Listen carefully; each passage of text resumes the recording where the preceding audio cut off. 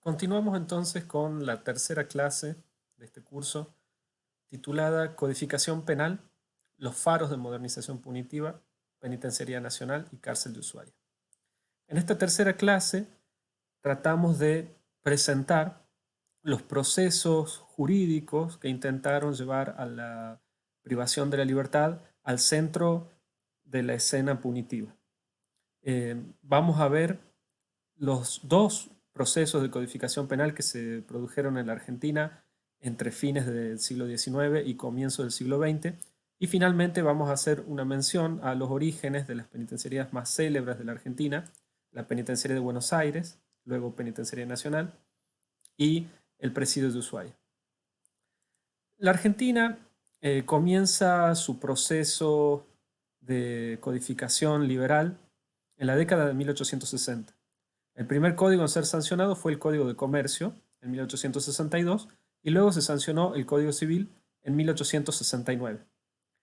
A pesar de que también en la década de 60 se presentó un proyecto de codificación penal, no fue aprobada sino hasta fines de la década de 1880, cuando el proyecto ya había sido adoptado provisoriamente por la mayor parte de las provincias que componían el país por entonces.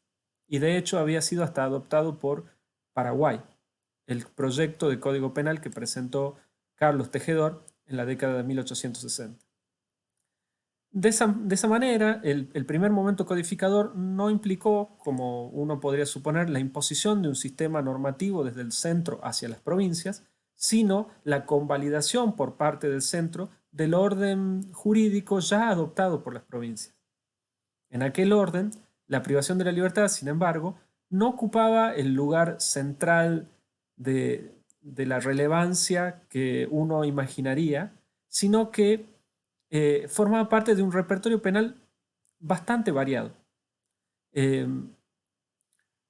para cualquier intento de conocer la reforma penitenciaria y el nacimiento de la prisión en la Argentina, es muy importante conocer cómo se llevó a cabo este proceso a través del cual la privación de la libertad pasó a colocarse en el centro de la escena penal. Es decir, cómo alcanzó la imposición de la cárcel, por lo menos en el plano normativo, por sobre las otras formas de castigo tradicionales que eran muy importantes en la Argentina del siglo XIX. Esto es, el servicio de las armas, ¿sí?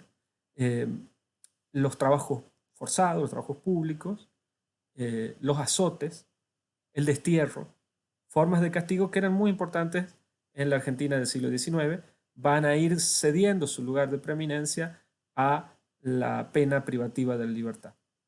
El artículo que proponemos para acompañar este tema es un artículo de mi autoría y se titula El ascenso jurídico de la penitenciaría, la privación de la libertad en los comienzos de la codificación penal argentina, 1865-1921.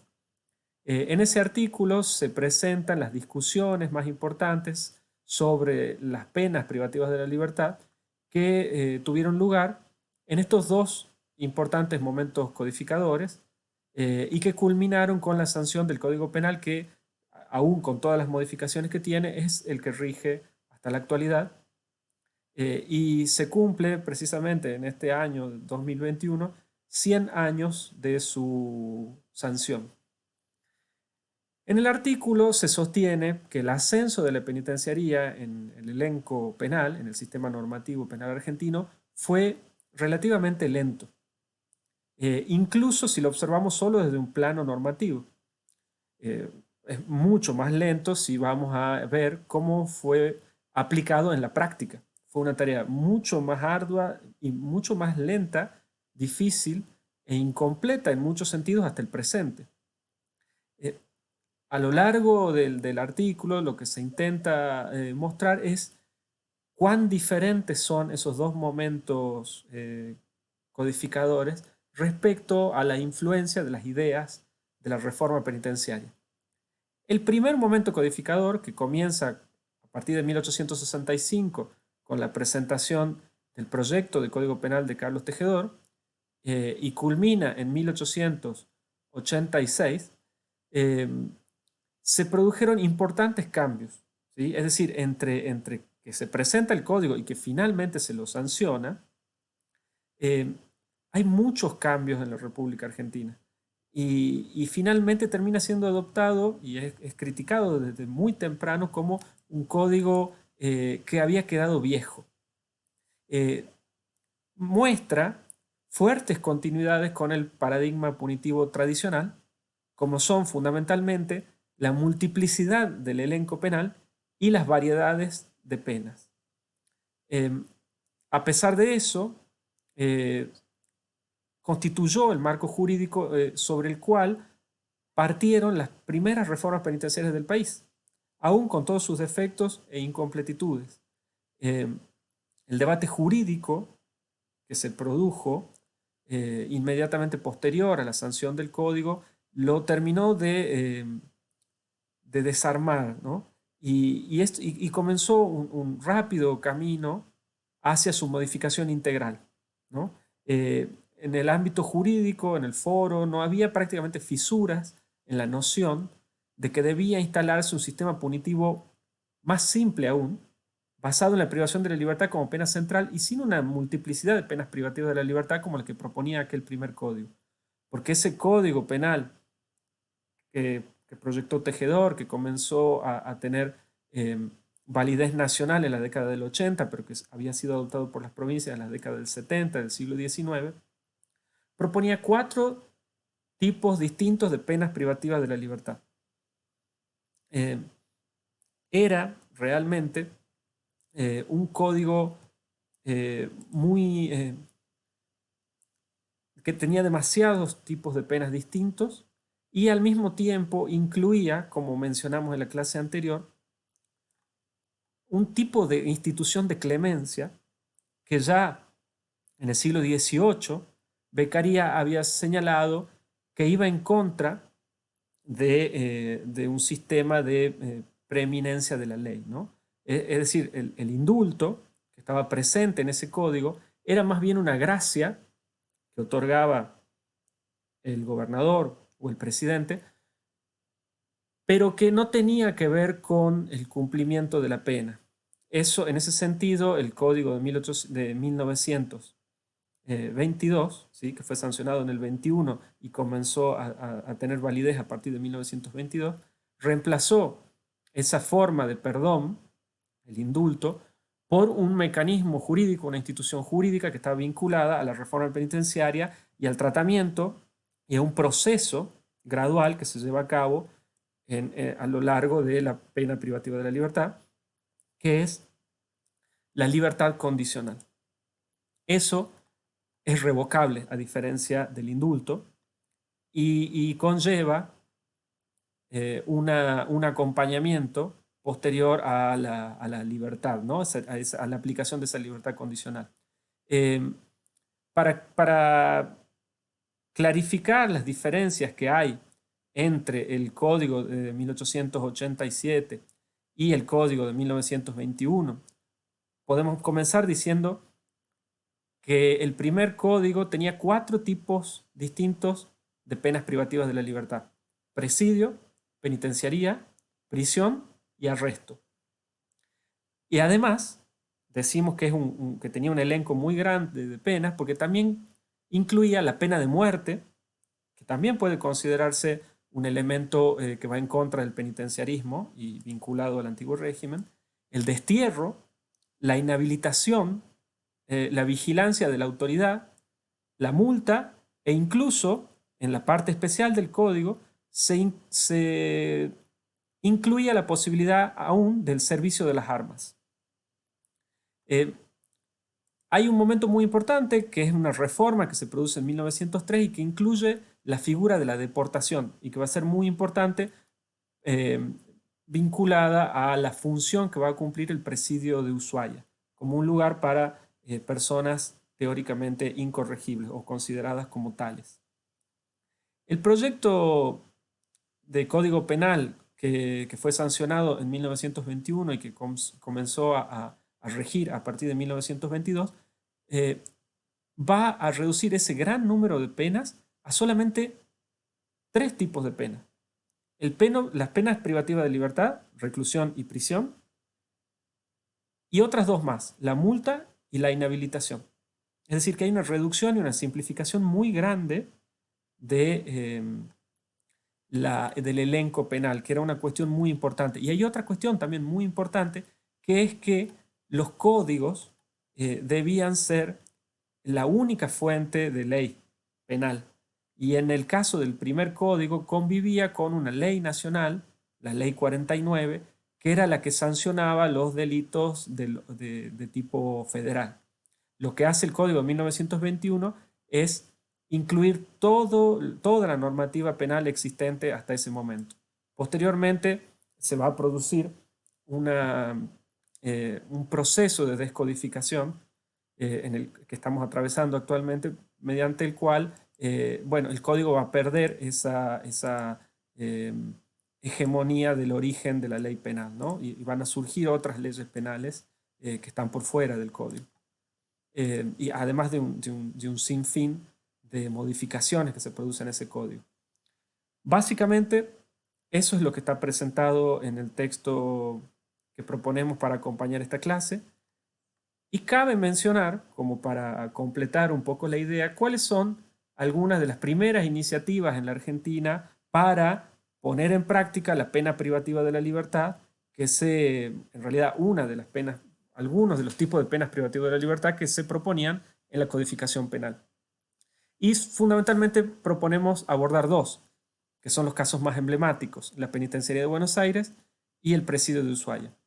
Estamos salteando la primera penitenciaría argentina, que fue la de Mendoza, de 1865, porque bueno, el caso de Buenos Aires resulta mucho más emblemático y además va a ser esa penitenciaría una de las pocas, o tal vez la única en muchísimo tiempo, en ser habilitada con el edificio completo, cosa que no es común en general. Casi todas las penitenciarías argentinas fueron habilitadas antes de terminar de ser construidas. Algunas nunca fueron terminadas de construir por completo, con escaso personal, sin reglamento, cuestiones que explican por qué funcionaron en principio como lugares de una especie de castigo transicional. Porque si bien eran nuevos edificios, no tenían la normativa necesaria ni la formación técnica que necesitaban sus empleados para aplicar los cambios que proponía la reforma penitenciaria. Por eso comenzamos entonces por uno de los casos que sí cuenta con esos elementos, que es la penitenciaría de Buenos Aires, que fue proyectada, políticamente proyectada, a fines de la década de 1860, en 1869, por el gobierno de la provincia de Buenos Aires. Es así que los primeros edificios penitenciarios son provinciales. El de Mendoza en 1865 y el de la penitenciaría de Buenos Aires, que posteriormente, luego de la federalización de la ciudad de Buenos Aires en 1880, va a pasar a ser conocida como Penitenciaría Nacional. Esa penitenciaría nace de un decreto que llamó un concurso en 1869 para presentación de planos y presupuestos para la construcción de una cárcel modelo. La idea era seguir los estándares más avanzados del penitenciarismo de la época, con el fin de poder poner en la práctica una pena privativa de la libertad que tuviera un fin regenerador, como era el término que se usaba en esa época. Así es que comienza a construirse en 1872, siguiendo los planos del arquitecto Bunge, quien se basó en una célebre cárcel británica de Pentonville para diseñar un modelo radial sobre el cual vamos a hablar en la próxima clase, sobre las tipologías arquitectónicas penitenciarias que dominaron la construcción y los proyectos llevados a cabo en la Argentina durante el siglo XIX y comienzos del siglo XX. La obra fue culminada en 1876 y fue inaugurada en 1877 con el traslado de los presos que estaban entonces en la cárcel del Cabildo. La otra cárcel célebre de fines del siglo XIX y comienzo del siglo XX es la cárcel de Ushuaia, también conocida como Presidio de Ushuaia, que tiene sus orígenes en la creación del territorio nacional de Tierra del Fuego en 1884, la fundación de la ciudad de Ushuaia y en 1895 la sanción de la ley 3335 que dispuso el cumplimiento de las penas de los reincidentes en parajes alejados en la Patagonia. Así fue que en 1896 se instaló en un aserradero la primera cárcel de Ushuaia, que no es la más famosa. Esa comenzó a construirse a comienzos del siglo XX, en 1902, dirigida por un ingeniero italiano, Catello Muraggia, que fue director y creador del proyecto y constructor del edificio penitenciario que también seguiría el modelo radial que vamos a presentar en la próxima clase. Fue realmente esa penitenciaría, esa prisión, muy importante para el desarrollo de Ushuaia. Iba a ser también, en principio, un lugar de experimentación del cumplimiento del régimen al aperto, es decir, con trabajo en el exterior, ya que muchos de los presos trabajaban en la explotación de canteras, en los bosques, de los cuales provenían los materiales de la construcción para el propio presidio que fue construido por los presos, ¿no? Así que esos serían, en principio, los dos grandes faros de la modernización penitenciaria que se construyen en la Argentina a fines del siglo XIX y comienzos del siglo XX. De esa manera tenemos los primeros casos concretos en los que comienza a llevarse a cabo de manera concreta esa reforma penitenciaria. Porque a pesar de haberse producido ese proceso de codificación que está presentado en el texto que proponemos para esta clase, su puesta en práctica, es decir, la construcción de cárceles y la aplicación de la ley penal efectivamente, fue mucho más lenta.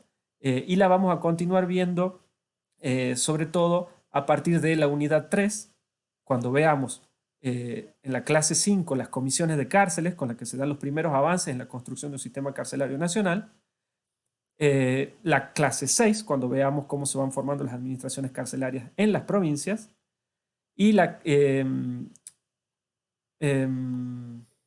clase 7, cuando veamos la creación de las primeras cárceles de mujeres, ¿sí? Entonces vamos a ver cómo en toda la próxima unidad se van creando las distintas administraciones penitenciarias del país.